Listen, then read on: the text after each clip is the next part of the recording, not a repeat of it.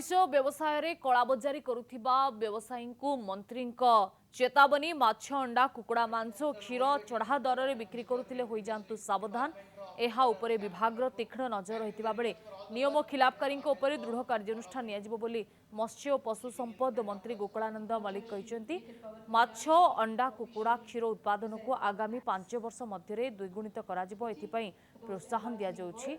ग्रामांचल रे एहार अवेलेबिलिटी रहिबो एवं सुलभ दर रे लोक सब सामग्री किपरि पाई परिबे राज्य सरकार सेथिपई पदक्षेप नेउछंती। जदि किए कलाबाजारी करी अधिक दाम रे बिक्री करिवे नजर को आसिले कार्यानुष्ठान ग्रहण कराजिबो बोली विभागीय मंत्री कहिसेंती।